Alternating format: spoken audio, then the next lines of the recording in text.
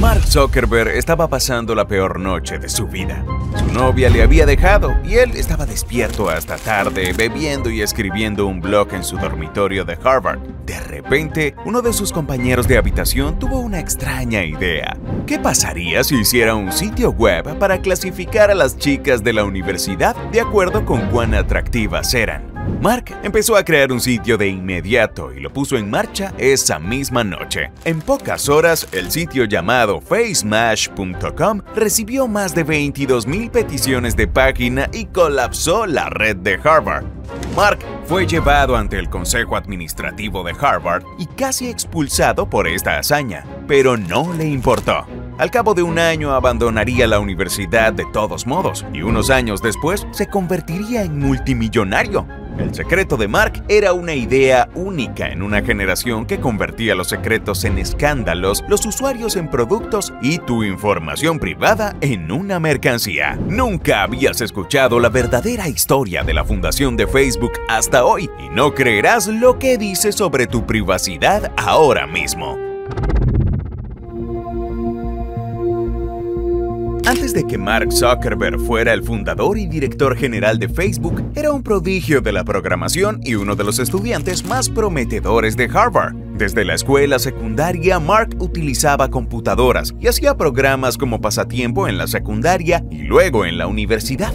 Mark estaba muy bien visto por sus compañeros e incluso salió en las revistas locales de tecnología porque diseñó un reproductor de música que aprendía tus gustos automáticamente. Para cuando Mark entró en su segundo año, en 2003, parecía estar en camino de hacer una carrera exitosa en Microsoft, Dell o una de las otras docenas de empresas genéricas de informática. Mark incluso desarrolló Course Match, un programa informático que permitía a los estudiantes comparar sus cursos universitarios con otros elegidos por otros estudiantes. Aunque esta idea no le hizo ganar cantidades espectaculares de dinero, le dio la semilla para una idea que surgiría más tarde ese mismo año. Cuando la novia de Mark le sorprendió al romper con él, este hizo algunas publicaciones en un blog estando borracho, lo que le llevó a su siguiente gran idea. En su blog, Mark escribió que a Billy se le ocurrió la idea de comparar a dos personas del Facebook de Kirtland.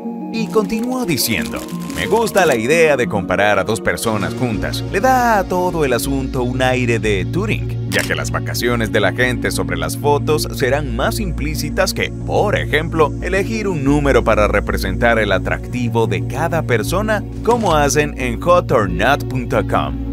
Por desgracia, Mark se encontró con un problema. Según su blog, Harvard no mantiene un Facebook centralizado, así que voy a tener que obtener todas las imágenes de los sitios individuales en los que está la gente. Mark no se inmutó ante esta dificultad y dijo que empiece el hackeo. Más tarde esa misma noche, Mark terminaba facematch.com y lo enviaba por correo electrónico a algunos amigos. El sitio iba a ser un pequeño experimento entre amigos, pero durante el fin de semana explotó en popularidad. En las primeras 4 horas de funcionamiento, el sitio recibió 450 visitantes individuales y más de 22,000 peticiones de página. Para el lunes, el sitio había ganado tanto tráfico que colapsó los servidores de Harvard, lo que significó que los estudiantes no podían acceder a Internet. Eso y las numerosas quejas de las universitarias cuyas fotos se utilizaban sin permiso llevaron a Mark a comparecer ante el Consejo Administrativo de Harvard. Su trabajo consistía en decidir si Mark terminaba el semestre de otoño o era expulsado y posiblemente se enfrentara a cargos penales por sus acciones. En noviembre de 2003, Mark se presentó ante el Consejo Administrativo de Harvard con graves acusaciones en su contra. Se enfrentó a cargos por violar la seguridad de la universidad, infringir las normas de derecho de autor e invadir la privacidad individual de cientos de estudiantes. Mark habló en su defensa, mencionando que nunca tuvo la intención de que el sitio se volviera viral. Entendí que algunas partes eran todavía un poco imprecisas, dijo. Y quería algo más de tiempo para pensar si era realmente apropiado divulgar esto a la comunidad de Harvard. En última instancia, el Consejo Administrativo de Harvard fue persuadido por los argumentos de Mark.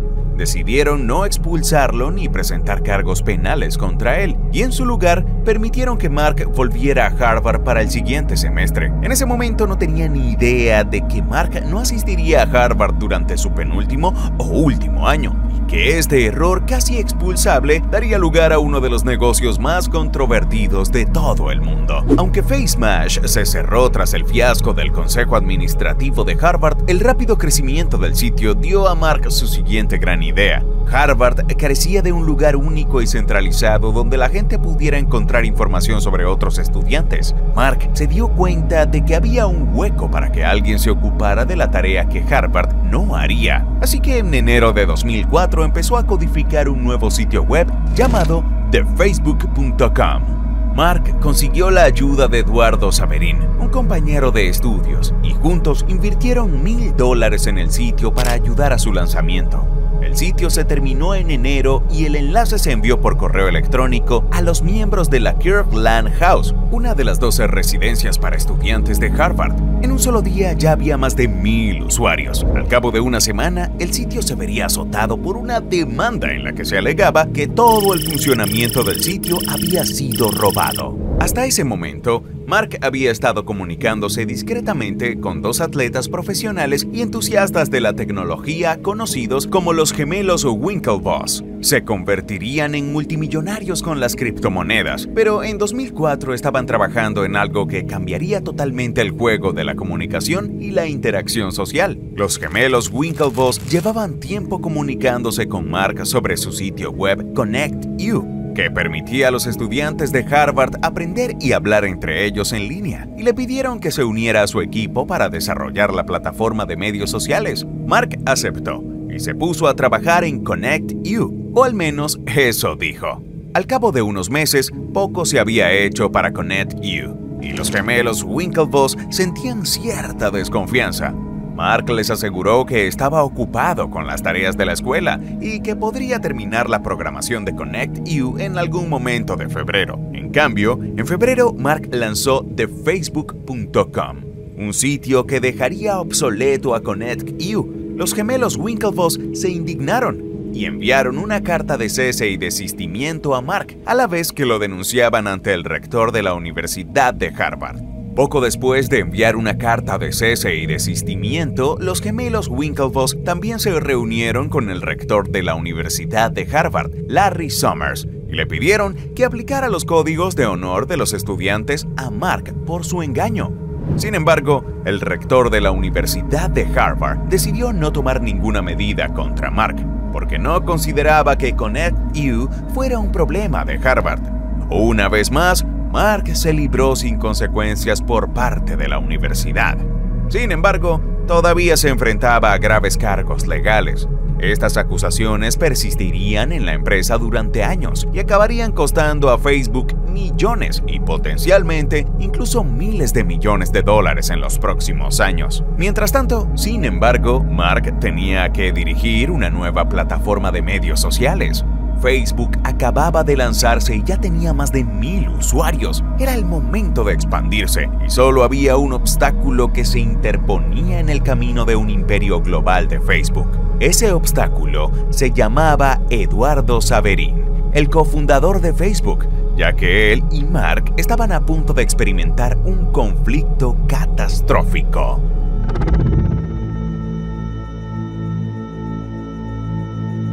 Aunque al principio Facebook se limitaba a los estudiantes de Harvard, rápidamente se extendió a otras universidades a medida que la base de usuarios aumentaba. A finales de febrero de 2004, más de la mitad del alumnado de Harvard estaba en Facebook, y en marzo se había extendido a otras universidades como Columbia, Stanford y Yale. El sitio continuó expandiéndose a otras universidades de Estados Unidos y Canadá, y ganó aún más tracción cuando un excéntrico empresario apareció un día para revolucionar la creciente compañía. Mark no sabía qué esperar cuando conoció a Sean Parker, pero sabía que el joven multimillonario de la tecnología era el tipo de persona perfecto para ayudar a Facebook a crecer. Se había metido en un lío con las discográficas por su sitio insignia Napster, que permitía compartir archivos de música. la primera gran empresa tecnológica de Sean quedó sepultada por las demandas por infracción de derechos de autor. Pero aún así salió con millones de dólares y un buen ojo para las grandes oportunidades. Vio una oportunidad en Mark y se convirtió en asesor informal del equipo de Facebook.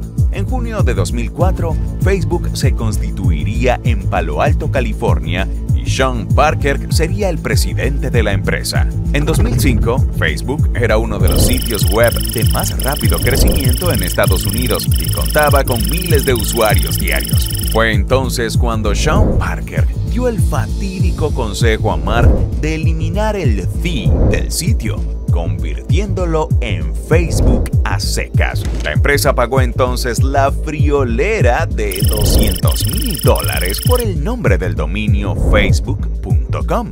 En octubre de 2005, Facebook estaba en 2 continentes y se expandía a varias universidades del Reino Unido. El sitio de redes sociales también estaba disponible en muchas escuelas secundarias y parecía estar en camino de alcanzar el 1.000.000 de usuarios muy pronto. Sin embargo, Mark se encontró con serios problemas con su cofundador que amenazaban la capacidad de crecimiento e incluso de funcionamiento del sitio. Eduardo siempre había querido que Facebook empezara a obtener beneficios con anuncios, pero Mark y Sean creían que eso arruinaría el atractivo del sitio. Lo compararon con decirle a un grupo de adolescentes que la fiesta tenía que terminar a las 11 de la noche y que sería mejor esperar y poner anuncios una vez que el sitio hubiera crecido lo suficiente. Eduardo estuvo de acuerdo al principio, pero a medida que pasaba el tiempo, le resultaba cada vez más difícil mantener las luces encendidas en Facebook.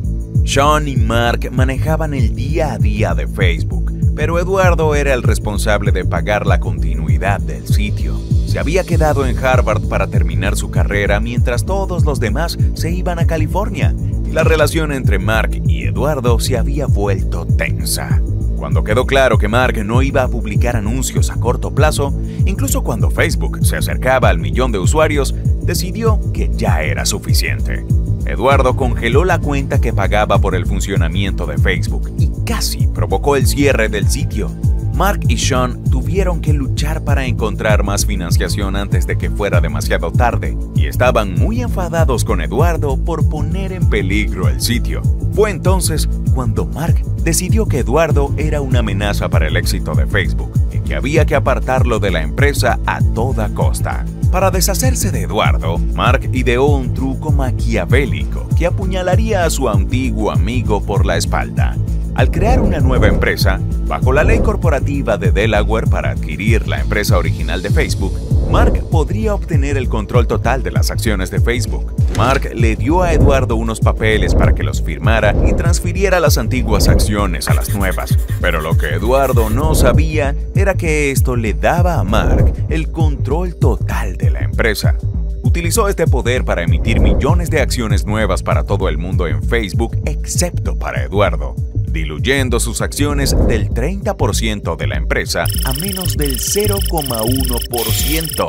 A partir de aquí, Facebook era libre de crecer a un ritmo vertiginoso, pero Mark había traicionado a su único y verdadero amigo para hacerlo posible.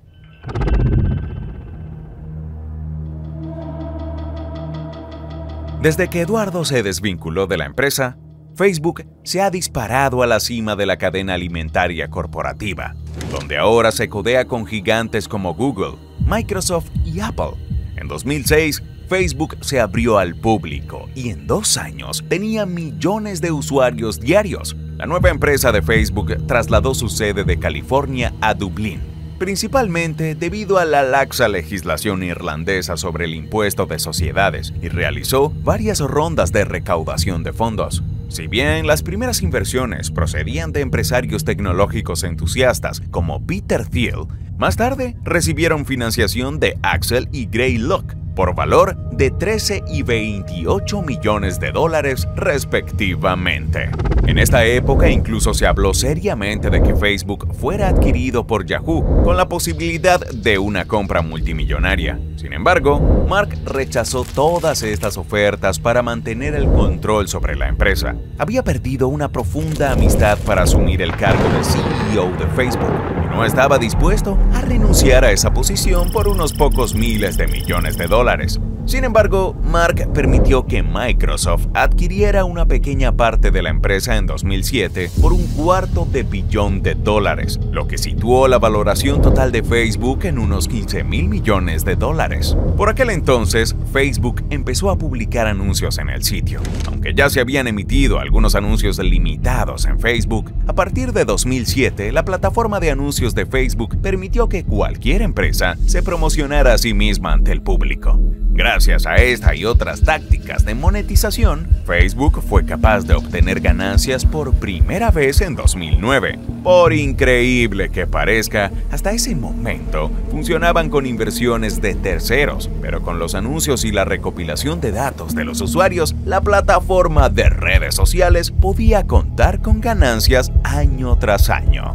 Aunque la salida de la bolsa de Facebook fue un gran éxito al principio, rápidamente se convirtió en una decepción cuando las acciones cayeron casi un 20% de su valor a los pocos meses de salir a la bolsa. Los reguladores de Wall Street dieron la voz de alarma sobre Facebook después de esto, compartiendo la preocupación de que la empresa ocultara información al público sobre la funcionalidad del sitio móvil y la participación de los usuarios. Básicamente, Facebook estaba haciendo creer a los inversores que había más gente en Facebook de la que realmente había, y que los usuarios de móviles tenían la misma velocidad y funcionalidad que los usuarios a través de las computadoras, lo que no era el caso en 2012. Todos estos engaños influyeron en el precio de las acciones el día del lanzamiento, y tras la caída de la ilusión, muchos inversores perdieron grandes cantidades de su dinero. Estas acusaciones de deshonestidad enfurecieron a muchos inversores y dieron lugar a una demanda colectiva con un precio de $2.500 millones. Aunque Facebook y la empresa matriz Meta se defendieron de las acusaciones de haber informado mal a los inversores, nadie puede negar que los inversores en Facebook han tenido su buena dosis de dificultades. En los últimos meses, la empresa ha sufrido caídas masivas de valoración y la compañía se ha desprendido de más de $200 mil millones en su valoración. Este reciente hundimiento de Meta ha asustado a los inversores y ha reducido a cero el patrimonio neto de Mark Zuckerberg. Mientras que Facebook se enorgullecía de un crecimiento masivo en todo el mundo en los últimos años, en 2021 el sitio de redes sociales perdió usuarios por primera vez. Con sitios nuevos y emergentes como TikTok y con viejos competidores que crecen e innovan, Facebook ha luchado por mantener el ritmo de los cambios en el mercado de las redes sociales. Y lo peor, han perdido enormes cantidades de dinero en inversiones en sitios que no han tenido éxito, como un clon de Snapchat que no pudo competir con esta y cerró después de 2 años, y proyectos en el metaverso que no pueden generar ganancias como Reality Labs. Aunque Mark ha prometido cosas increíbles en el futuro con el desarrollo de herramientas y tecnologías del metaverso, muchos no están convencidos de que puedan ofrecer ganancias por la gran cantidad de dinero que se ha invertido en ellas. Mark ha construido Facebook desde los cimientos y no dejará de lado la empresa que le costó todos sus amigos, relaciones y principios morales. A medida que la nueva y revolucionaria tecnología cambia el juego para todo el mundo, Facebook buscará formas de adaptarse y adoptar nuevas ideas para crecer. Su actual colapso en el valor de mercado podría ser una señal de futuros problemas o un pequeño parpadeo en una historia de éxito explosivo continuado. Una cosa es segura: Facebook tendrá que redescubrir el espíritu radical y emprendedor que le permitió revolucionar las interacciones sociales en primer lugar, o compartir el destino de MySpace en el cementerio de las otras plataformas de redes sociales. Si te gustó conocer los secretos del pasado de Facebook, entonces te encantará la historia del hackeo ilegal de TikTok en la parte izquierda de la pantalla, o la del hombre que robó la empresa McDonald's en la derecha. Que tengas un buen día y gracias por vernos.